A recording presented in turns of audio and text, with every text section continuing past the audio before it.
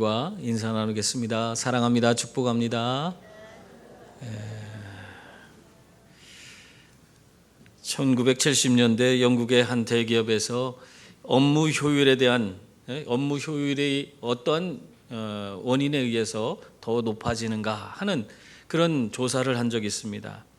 이 조사를 한 연구팀은 가장 평균적인 그런 모습을 보이는 그런 부서를 하나 선택했어요. 그리고 나서 그 직원들을 인터뷰하고 성향을 분석한 뒤 주급을 올려줬습니다. 그러니까 우리는 월급을 한 달에 한 번씩 주지만 외국 사람들은 한 주에 한 번씩 주급을 받아요. 그러니까 주급을 올려줬어요. 그리고 그 부서의 조명과 또 색상, 그 밝기 이런 것들을 아주 다양하게 그렇게 그들이 원하는 대로 만들어줬습니다. 그리고 점심 메뉴나 회사 내 음료수 같은 것을 잘 배치해서 그들이 정말 생활 환경, 그들이 회사 생활할 때에 정말 어려움이 없도록 아주 만족스럽게 그런 모든 것들을 만들어줬습니다. 이런 각 항목을 조절할 때마다 이 직원들을 찾아가서 계속해서 연구하는 사람들이 그 느낀 점과 개선점을 물어봤어요. 정확히 무엇 때문에 이 업무 효율이 올라가는지를 알아내기 위해서 그런 일을 한 거죠. 그래서 이제는 더 정확하게 이 업무 효율이 이 사람들이 그렇게 열심히 우리가 이 사람들에게 관심을 갖고 여러 가지 다양한 혜택을 주니까 업무 효율이 정말 올라갔어요. 그래서 이것이 원인이 뭘까? 우리가 해준 것 중에 뭐가 가장 이 사람들이 업무 효율을 올릴 수 있는 그런 요인이 되었는가 해서 그 사람들이 찾아서 이제는 거꾸로 그걸 찾기 위해서 한 가지씩 혜택을 줄이기 시작했어요. 그래서 하나 줄이고 또 2개 줄이고 그리고 나서 모든 걸 다 줄였는데도 불구하고 업무 효율이 떨어지지 않는 거예요. 그래서 이게 웬일인가? 업무 효율이 우리가 그들에게 베풀어준 주급을 올려준다든가 업무 환경을 개선해 준다든가 이런 것으로 인해서 뭔가 이 업무 효율이 올라갈 줄 알았는데 그거를 다 없앴는데도 업무 효율이 올라간 걸 볼 수 있었습니다. 그래서 그것이 원인이 뭘까? 그래서 조사하다가 보니까 이들이 밝히는 게 뭐냐면 이 부서의 업무 효율을 높였던 것은 다른 것이 아닌 이 직원들에 대한 관심, 회사가 그들에게 관심을 보이는 것 그 자체 때문에 업무 효율이 높아졌다는 거예요. 뭘 해줘서가 높아진 게 아니라 관심을 가지니까 업무 효율이 높아졌다는 겁니다. 이렇게 사람들은요 관심 받길 원해요. 이게 굉장히 중요한 겁니다. 또 이런 일이 있었습니다. 서울의 한 지역 관할경찰서에 어떤 한 소녀가 전화를 걸었어요. 그리고는 거기서 무엇을 도와드릴까요? 하니까 이 소녀가 하는 소리가 저희 오빠가 아픈데 저희 오빠에게 수혈을 좀 해주실 수 없나요? 그렇게 112에다 전화를 걸어놓고 그렇게 묻는 거였어요. 그래서 경찰이 생각할 때 이 사람 좀 생각이 이상하지 않는가? 아프면은 119에다 전화를 해야 되잖아요. 근데 왜 경찰서에다 전화해놓고 그 아프다고 얘기하고 자기 오빠를 도와달라고 그런 얘기를 하는가? 이상하게 생각했어요. 그래서 이 장난 전화일 것 같다 해서 끊으려고 하다가 이 경찰이 그래도 뭔가 좀 마음에 이상한 그런 느낌이 있어서 계속해서 이야기를 이끌어갑니다. 계속해서 이끌어가는데 오빠가 아프다고요? 정확히 어디가 아파요? 아까 보니까 이 소녀가 하는 소리가 우리 오빠가 급성 백혈병에 걸렸어요. 그래서 지금 많이 아픈데 우리는 부모님이 안 계시기 때문에 저희가 오빠에게 어떻게 해줄 수가 없어요. 그렇게 얘기를 하는 거예요. 그 얘기를 들으니까 너무너무 불쌍하잖아요. 그래서 이 경찰이 지금 순찰할 때 각 그런 경찰들에게 무선으로 이 소녀의 이야기를 다 공개적으로 그 모든가 알 수 있도록 그 무선으로 전해줬습니다. 그랬더니 그 경찰관들 중에 많은 사람들이 자신이 돕겠다, 자신이 그 오빠에게 수혈을 해주겠다 하면서 나섰어요. 그들 중에 그 급성 백혈병인데 그 백혈병은 골수 이식해야 되잖아요. 골수 이식을 하기 위해서 골수를 이제 검사를 했는데 골수 검사를 해서 3명이 그 경찰관 중에 3명이 이 오빠와 그 골수가 맞았어요. 그래서 결과적으로는 이 소녀가 경찰에게 도움을 부탁했는데 거기에 대한 이 경찰관이 그에 대한 관심을 보임으로 말미암아 결과적으로는 하나님의 기적이 이 가정에 임하고 그 오빠가 치유받을 수 있게 됐습니다. 그러니까 사실 이 소녀에 대한 이야기를 귀담아 들어주지 않았다면, 이 소녀에 대한 그 이야기를 관심 있게 들어주고 그 소녀에게 관심을 가져주지 않았다면 이러한 기적은 일어나지 않았을 것입니다. 여러분, 그러므로 우리가 항상 정말 우리의 삶에 언제나 관심을 가지고 지켜보아 주시는 주님처럼 우리 형제 자매, 우리 이웃에 대해서 관심을 보이는 그런 우리 성도들이 다 될 수 있기를 바랍니다. 특별히 우리가 교회 안에 우리가 새로 나온 분들이 많이 계시는데 새로 나오신 분들에 대해서 우리가 더 관심을 갖고 서로 인사 나누고 먼저 손 내미는 분들이 되시고, 또 우리 교회에 우리 어린이 우리 교육부서가 많은데 우리 교육부서의 어린이들, 청소년들 또 청년들에게 우리가 관심을 보여주는 그런 분들이 다 될 수 있기를 바랍니다. 이러한 관심을 통해서 우리 교회가 더 교회답게 변하고 더 우리 그리스도의 충만한 은혜가 임하고 사랑이 넘치는 그런 교회가 될 줄 믿습니다. 예수님도요, 우리들에게 정말 많은 관심을 갖고 있습니다. 오늘 이 시간에도 여러분의 마음의 문을 열기를 주님은 그것을 기다리고 계시는 줄 믿습니다. 그래서 여러분과 함께하고 싶어 하세요. 우리 주님은 항상 여러분과 함께하고 여러분의 삶 속에 오셔서 모든 것을 새롭게 만들어 주길 원해요. 그래서 하나님이 주시고자 하는 그 풍성한 은혜, 그 하나님이 주시는 그 삶을 우리가 매일매일의 삶 속에서 누리며 살 수 있도록 만들어 주길 원하십니다. 그러므로 여러분, 예수님을 여러분의 삶의 중심에 온전히 영접할 수 있는 그런 분들이 다 될 수 있기를 바랍니다. 그래서 예수님과 언제나 동행하며 살아가는 그런 분들이 다 되셔서 하나님 주시는 은혜와 복을 풍성히 누리시기를 주님의 이름으로 축원합니다. 오늘 눈을 뜬 맹인은 그에게 이루어진 기적으로 말미암아 참 어떻게 보면은 얼마나 놀라운 일이 일어났습니까? 그러니까 이 사람들로부터 많은 그런 관심과 사랑과 그 격려를 받기에 조금 더 부족하지 않은 사람이에요. 지금까지 고생한 거, 야, 하나님이 너에게 은혜를 베풀어 줬구나. 그러면서 이 눈을 뜬 맹인에게 사람들이 그렇게 애정 어린 그런 격려를 해줄 수 있잖아요. 근데 오늘 그럼에도 불구하고 이 유대인들이라고 하는 그 종교 지도자들은 어떻게 했습니까? 오히려 눈을 뜬 이 맹인을 데려다가 놓고 모진 신문을 하고 그에게 협박까지 하는 그런 일을 자행했습니다. 결국에 이 사람은 이 유대인들 앞에, 바리새인들, 종교 지도자들 앞에서 급기야는 쫓겨나는 그런 신세가 되고 말았어요. 여러분, 이 눈을 뜬 맹인이 무슨 잘못이 있습니까? 아무 잘못이 없어요. 오직 그에게 있었던 일은 무엇입니까? 하나님의 기적이 그에게 임해서 그가 평생 날 때부터 눈먼자였는데 그 눈을 뜨게 된 그 사건이 그에게 주어졌다는 사실밖에 없는 것입니다. 그런데도 그것으로 말미암아 바리새인들에게 이렇게 어떻게 보면은 신문받고 협박받는 그런 자리에 서게 된 것입니다. 여러분, 이 눈을 뜬 맹인이 한 일이 뭡니까? 그는 바리새인들이 묻는 대로 자기에게 일어난 일에 대해서 솔직하게 얘기한 것밖에 없어요. 지금 예수님이 자기에게 이런 기적을 베풀어 주셨다. 그것은 하나님밖에 할 수 없는 일이다. 하나님이 하신 일이고 그런 일을 베풀어 주신 예수는 하나님께로부터 온 자다 하는 그 이야기를 한 것밖에 없습니다.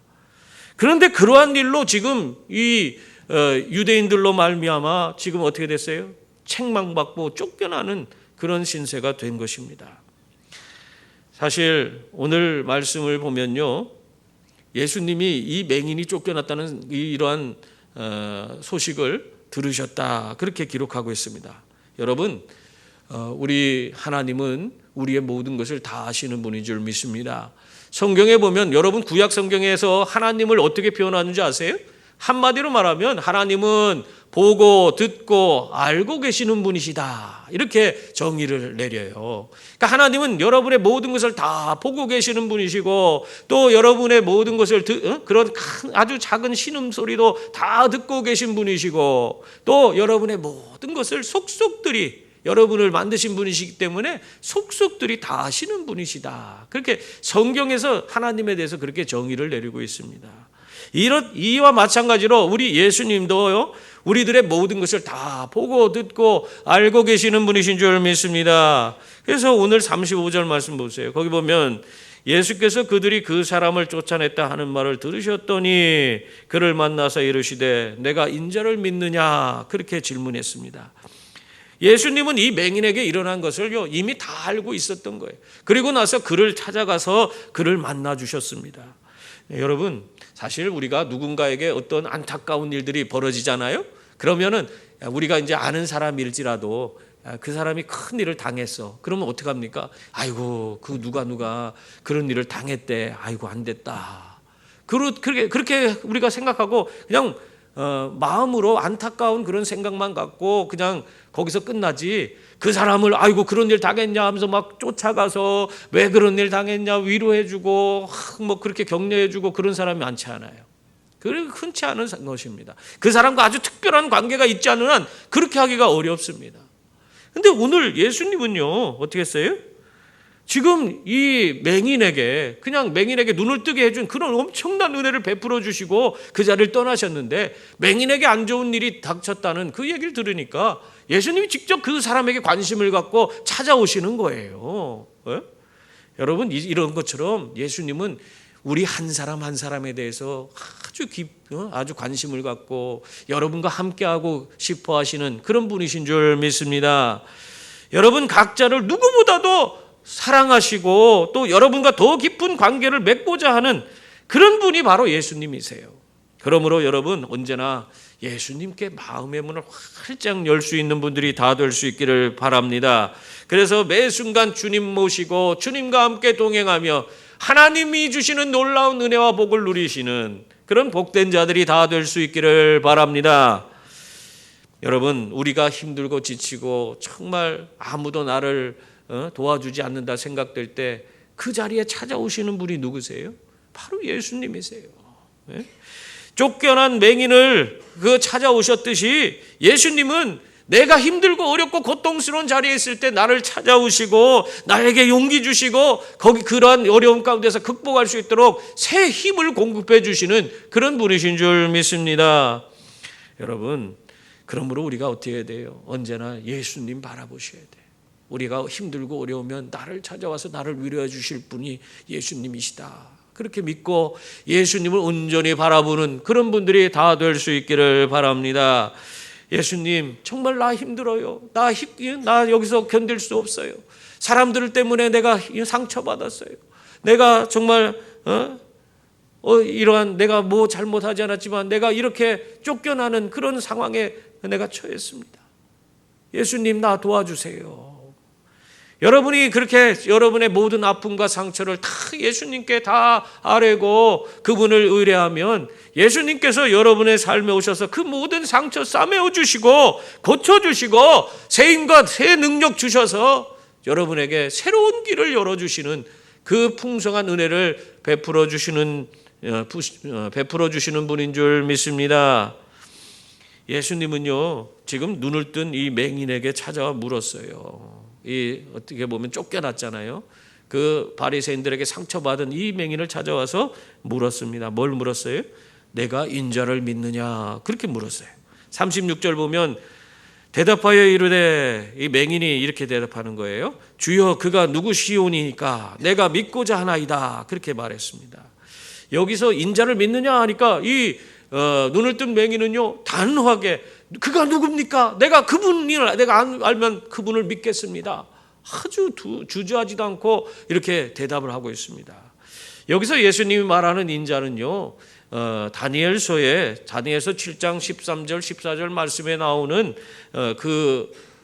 인자 같으니 그런 표현이 있는데요. 그 사람 그분을 말하는 겁니다. 그것은 곧 메시아를 의미하는 거예요. 한번 제가 다니엘서 7장 13절 14절 말씀을 읽어보겠습니다. 내가 또 밤 환상 중에 보니 인자 같은 이가 하늘 구름을 타고 와서 옛적부터 항상 계신 이에게 나아가 그 앞으로 인도되매 그에게 권세와 영광과 나라를 주고 모든 백성과 나라들과 다른 언어를 말하는 모든 자들이 그를 섬기게 하였으니 그의 권세는 소멸되지 아니하는 영원한 권세요 그의 나라는 멸망하지 아니할 것이니라. 이 땅에 오실 메시아 예수님을 예언한 그런 말씀이에요. 그래서 이 유대인들은요, 인자라는 표현을 쓰면은 인자는 바로 메시아를 가리킨다, 메시아를 나타내는 말이다 하는 것을 다 알고 있어. 다 아이들까지 다 아는 거예요. 그렇게 그들 문화 속에 그것이 당연한 것으로 받아들여지고 있는 겁니다. 우리는 그 문화에 안 사니까 인자라고 하면은 사람의 아들 뭐 이게 뭔가 이렇게 표현하지만 이들은 이 구약의 이 성경의 모든 내용을 인식하고 그것을 자손들에게 계속 가르쳐 왔기 때문에 이들은 당연히 인자를 얘기하면 예수 이 땅에 오실 메시아를 말하는구나 하는 걸 알 수 있어요. 그러므로 지금 예수님이 내가 인자를 아느냐 이렇게 질문한 것은 다른 얘기가 아니고 내가 메시아를 믿느냐, 내가 메시아를 기다리느냐 그 말을 묻고 있는 겁니다. 그것에 대해서 이 눈을 뜬 맹인이 어떻게 합니까? 제가 그가 누구시옵니까? 내가 알기만 하면 나는 믿습니다. 이렇게 아주 자기의 신앙을 내가 믿고자 합니다 하고 고백을 하고 있습니다. 여러분, 인자 대신 이 메시아 바로 예수님은 우리의 신앙의 대상이지 존경의 대상이 아니에요. 근데 어떤 분들은요, 우리 예수님을 존경할 분으로 이해하고 훌륭한 분이라고 그렇게 생각하지만은 실제적으로 그분을 정말 자기를 이 죄와 죽음 가운데서 건져주고 자기를 구원할 분이라고 하는 자기의 신앙의 대상이요 경배의 대상으로 받아들이지 않는 그런 사람들이 있는 거예요. 그래서 그들은 구원과 영생과 천국을 얻을 수 없어요. 여러분은 어떻습니까? 예수님을 존경할 분으로 믿고 있습니까? 아니면은 정말 그분이 나의 신앙의 대상이요 경배의 대상으로 그렇게 믿고 있습니까? 여러분, 오늘 말씀처럼 눈을 뜬 이 맹인처럼 내가 믿고자 하나이다, 예수님을 정말 이렇게 나의 신앙의 대상으로 경배의 대상으로 온전히 고백하는 그런 분들이 다 될 수 있기를 바랍니다. 그래서 언제나 예수님을 나의 구주, 나의 하나님으로 믿어서 구원받고 영생 얻는 자들이 되시기 바랍니다. 인자를 믿고자 한다는 이 눈을 뜬 맹인의 말에 예수님께서 어떻게 하셨습니까? 이제는 그 인자가 누군지를 드러내 주시는 거죠. 37절 말씀입니다. 거기 보면 예수께서 이르시되 내가 그를 보았거니와 지금 너와 말하는 자가 그이니라. 그렇게 말씀해 주셨어요. 이렇게 오늘도 예수님을 찾는 자들, 그들을 만나주시는 분이 바로 우리 예수님이신 줄 믿습니다. 성경대로 하나님을 찾으면 너희가 나를 만나리라 그런 말씀이 있잖아요. 그 말씀대로 우리 예수님을 만나고자 한다면, 우리가 간절한 마음을 가지고 있다면 예수님은 먼저 우리에게 찾아오시고 우리를 만나주시고 우리의 삶의 문제를 해결해 주시고 우리를 정말 주님 은혜 가운데서 풍성한 삶을 누리도록 만들어주시는 분이신 줄 믿습니다. 이 한 시인이 만남에 대해서 이렇게 말했습니다. 한번 들어보세요. 만남을 이어온 생명, 용기를 내고 희망을 가지자. 만남을 기다리며 눈물을 배웠고, 만남을 기다리며 진실을 배웠고, 만남을 기다리며 영원한 사랑을 우린 배워왔다. 여러분, 인생의 여정 중에 많은 만남을 우리가 갖습니다. 그러나 그 중에서도 우리가 최고의 만남이 무엇일까요? 그 수많은 만남 가운데 우리 인생의 가장 최고의 만남은 바로 예수님과의 만남인 줄 믿습니다. 오직 예수님만이 길이요 진리요 생명이기 때문에 그분과 만날 때 우리는 어떠한 것에도 매이지 않는 진정한 자유함을 누릴 수 있고, 또 어떤 일에도 흔들리지 않는 진정한 삶의 평안을 누리며 살아가는 그런 자가 되는 것입니다. 세상이 줄 수 없는 하늘의 풍성함을 누리고 죽음을 넘어 영생을 사는 자가 되는 것입니다. 그러므로 여러분, 주님을 간절히 만나고 언제나 동행하시기 바랍니다. 예수님이 자신이 메시아이심을 이 눈을 뜬 맹인에게 드러내니까 이 맹인이 어떻게 했습니까? 38절 보세요. 정말 이 사람은 아주 그냥 단번에 이르되 주여 내가 믿나이다 하고 절하는지라. 바리새인들이 인정하지도 않고 적대적으로 여기고 있는 이 예수님을 믿음의 대상, 경배의 대상으로 그냥 받아들이고 그 앞에 넙죽 엎드려서 절을 하는 거예요. 여러분, 지금 이러한 일을 행하면 어떻게 될까요? 이미 드러나 있잖아요. 바리새인들이 이렇게 예수를 믿는 자들을 출교하겠다 하는 자기들의 나름대로의 결의를 했잖아요. 이 사람들이 결의를 했어요. 이것에 대해서 다 알고 있는 이 눈을 뜬 맹인입니다. 자기가 지금 이러한 주님 앞에서 넙죽 엎드려서 자기가 예수를 믿는다 하는 그런 고백을 할 때에 예수님을 경배의 대상, 믿음의 대상으로 받아들였을 때에 자신에게 주어질 그런 유대인으로서 정말 엄청난 일인 이 출교라는 것을 당할 수 있음에도 불구하고 지금 이 사람은 그런 거 아랑곳하지 않고 예수님을 믿겠다고 고백을 하고 있는 거예요. 여러분, 이게 참 대단한 겁니다. 이게 쉽지 않아요. 여러분이 예수 믿으면 우리가 이 대한민국에서 쫓겨난다고 생각해 보세요. 그리고 예수 믿는다고 이 나라에 살지 못하고 쫓아내고 우리 공동체에 와서 여러분 출교당하면요 경제활동도 하나도 할 수가 없습니다. 그 동네에서 유대인으로서 출교를 당하면은 이 사람은 이방인과 같은 자들이에요. 그래서 이 유대인 공동체 안에서 먹고 사는 문제, 뭐 쌀을 사고 뭐 음식을 사고 할 수가 없어요. 그 공동체에서 받아주지 않습니다. 그러니까 자기의 삶의 문제가 여기에 완전히 달려 있는데 그럼에도 불구하고 이 사람이 예수님을 자기의 믿음의 대상요, 경배의 대상으로 그냥 그 앞에서 넙죽 절하고 있어요. 여러분, 이러한 용기가 어디서 나오는 것입니까? 그것은 인간의 능력에서 나오는 것이 아니라 하나님을 향한 믿음에서 나오는 것인 줄 믿습니다. 이스라엘이 가나안 정복 전쟁을 할 때요, 그들이 전쟁에서 승리할 수 있었던 비결이 무엇입니까? 그들이 갖고 있던 군사 전략이나 지식이 그들을 승리케 했습니까? 아니잖아요. 이 유대인들이, 이스라엘이 이 가나안 정복 전쟁에서 승리할 수 있었던 것은 다른 게 아니라 하나님을 향한 굳건한 믿음, 그 믿음이 그들을 승리케 한 것입니다. 여호수아 1장 9절에 보면 강하고 담대하라, 두려워하지 말며 놀라지 말라, 내가 어디로 가든지 내 하나님 여호와가 너와 함께 하느니라. 이 하는 이 말씀대로 하나님이 함께 하신다는 이 믿음을 가지고 나가 싸울 때 그들은 어떤 상황과 환경 가운데서도 굴하지 않고 용기 있게 싸워서 승리할 수가 있었습니다. 그러므로 여러분, 언제나 어디서나 예수님이 나와 함께 하신다는 그 믿음을 가지고 담대하게 살아갈 수 있기를 바랍니다. 그래서 정말 여러분의 삶 속에서 살아 역사하시는 주님이 오늘도 여러분 앞서서 싸워주시고 진정한 승리를 여러분에게 베풀어 주시는 그 놀라운 은혜를 덧입을 수 있기를 바랍니다.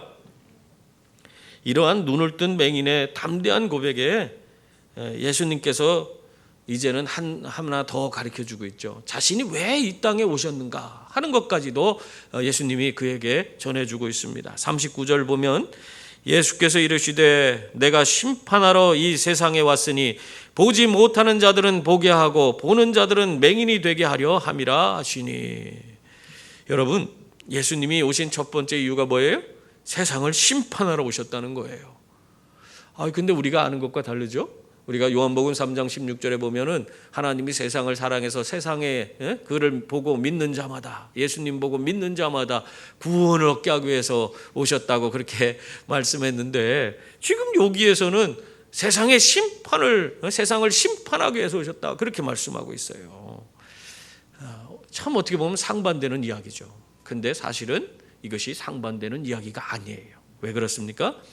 예수께서 이 땅에 오시는 것은 예수님을 믿는 자들에게는 구원과 영생과 천국을 주는 그런 하나님의 은혜이지만은 예수님을 믿지 않는 자들에게는 어떻게 되는 거예요? 그것이 그들에게는 심판이 되는 것입니다. 그래서 이것이 다른 얘기가 아니에요. 그리고 두 번째 예수님 오신 이유에 대해서 말하는데, 그것은 보지 못하는 자들을 보게 하고 보는 자들을 맹인이 되게 하기 위해서 오셨다 그렇게 말씀하고 있어요. 이 말씀은 육적인 그런 맹인이 예수님 만나서 어떻게 됐어요? 눈을 떴잖아요. 이것처럼 영적으로 눈먼 자들, 그런 자들이 예수님을 만나서 영적인 눈을 뜨게 된다 하는 얘기예요. 그런데 또 오히려 자기들이 교만해서 저기가 율법에 박식하고 스스로 모든 것을 안다고 하는 그런 자들, 이런 사람들은 자기들이 눈을 떴다고 이야기하지만 실상은 눈을 뜨지 못하고 이 영적 진리를 깨닫지 못하고 눈뜬 맹인이 되어서 결과적으로는 자기들이 스스로가 지은 죄 가운데서 죄를 해결하지 못하고 죄 가운데서 죽을 것이라고, 그렇게 지금 예수님이 말씀하고 있는 겁니다. 여러분, 왜 예수님이 이런 말씀을 하셨을까요? 그것은 그 자리에 있던 바리새인들, 그 유대인들이 이제라도 돌이켜서 예수님 믿고 구원 얻기를 원하기 때문에 이 말씀을 하신 거예요. 끝까지 그들에게 기회를 주고 싶어서 그렇게 이야기를 하고 있는 겁니다.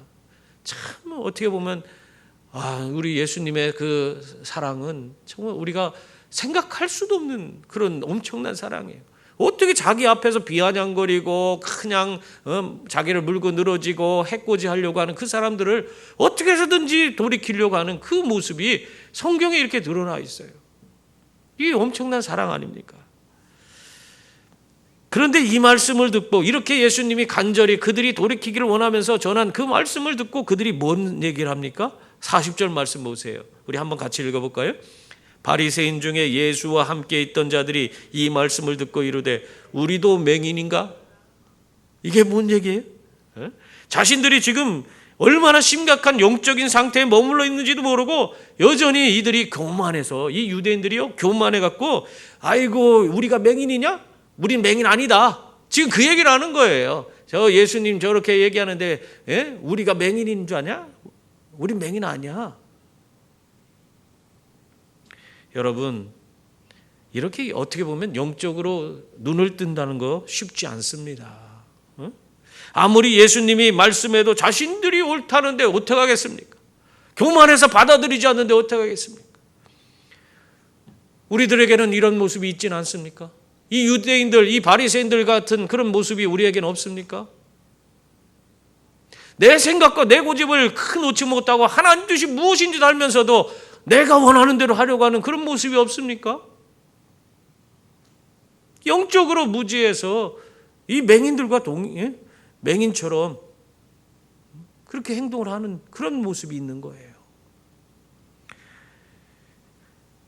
이렇게 자신의 잘못을 깨닫지 못하고 교만에 빠져 있는 이 유대인들에게 예수님이 이렇게 말씀하셨습니다. 41절 보세요. 예수께서 이르시되 너희가 맹인이 되었더라면 죄가 없으려니와 본다고 하니 너희 죄가 그대로 있느니라. 유대인들이 가지고 있는 이 교만 때문에 결국은 자신의 죄를 깨닫지 못하기 때문에 결국 예수님을 믿을 수도 없고 죄에 대해서 인식할 수도 없고, 그래서 그 죄 가운데서 이 사람들은 결국에 심판받게 될 것이다. 그 말씀을 하고 있는 거예요. 여러분, 잠언서에 보면 교만은 패망의 선봉이니라 그렇게 말씀하고 있습니다. 유대인들의 이 교만은 그들이 구원받을 수 있는 길을 아예 막아버렸어요. 스스로 심판의 길에 들어서게 된 것입니다. 여러분, 아무도 지옥 가는 것을 원하지 않아요. 여기 교회 밖에 나가서 세상 사람들에게도 당신 지옥 가고 싶습니까? 그렇게 한번 물어보세요. 지옥 가고 싶다고 하는 사람이 있는가? 다 지옥은 가기 싫어요. 근데 이 지금 유대인들은 스스로가 그 지옥의 길로 걸어가고 있는 거예요. 어둠의 자식이 스스로가 되어서 죽음의 길로 걸어가고 있는 것입니다. 그런데도 영적으로 맹인된 이 유대인들은 예수 그리스도, 그들의 메시아를 보아도 보지 못하고 어둠의 길, 죽음의 길, 죄악의 길로 끊임없이 나아가고 있어요. 이게 영적으로 어두운 자들의 모습이에요. 성인 100명을 무작위로 뽑아서 두 그룹으로 나눴다고 해요. 그래서 시험을 보게 했는데 한 그룹은 너무나 정직하게 시험을 잘 치렀고, 한 그룹은 그냥 계속 남의 것을 보고 막 그렇게 부정행위를 계속하면서 시험을 보는 거예요. 그래서 이상하잖아요. 50명씩 나눠갖고 했는데 100명을 뽑아서, 그래서 두 번째 한번 다시 뽑아서 똑같은 실험을 했습니다. 그래서 다시 50명씩 나눠서 한 그룹 그렇게 시험을 봤더니 한 그룹은 또 아주 정직하게 시험을 잘 보고 한 그룹은 계속 부정행위를 하는 거예요. 그래서 너무 이상하잖아요. 그래서 또 한 번 했어요. 3번이나 했는데도 동일한 결과가 나왔어요. 근데 이 두 이렇게 이 대비군을 이렇게 비교했을 때 딱 한 가지만 다르게 했다고 합니다. 그게 뭐냐면 시험을 보는 사람들에게 한 그룹에는 그냥 밝은 빛 아래서 그냥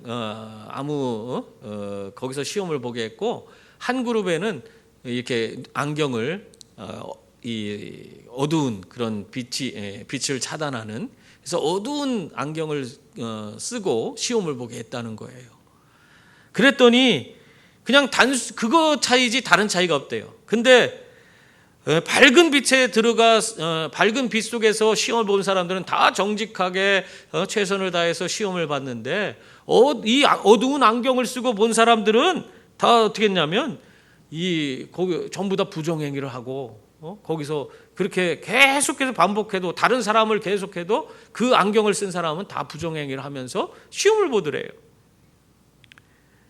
단순히 어두운 안경을 끼고 시험을 본 것뿐이지만은 이 어두운 곳에서는 죄에 더 가까워지는 인간의 습성이 있다고 합니다. 그러다 보니까 자기도 모르게 이 어두운 가운데서 부정행위를 행한 것입니다. 반면에 이 시험장의 조명을 밝게 한 그룹은 그 밝은 빛 속에서 그렇게 부정행위를 행하지 않았다는 거예요. 여러분, 이렇게 같은 사람이어도 빛과 어둠 중 어디에 속해 있느냐에 따라서 죄에 대한 태도가 달라지는 것입니다. 그러므로 여러분, 언제나 영적인 눈을 뜨고 예수 그리스도의 은혜의 빛 안에서, 여러분이 그 찰나에 빛나는 그 예수 그리스도의 그 광명한 빛 아래서 살아가시는 분들이 다 될 수 있기를 바랍니다.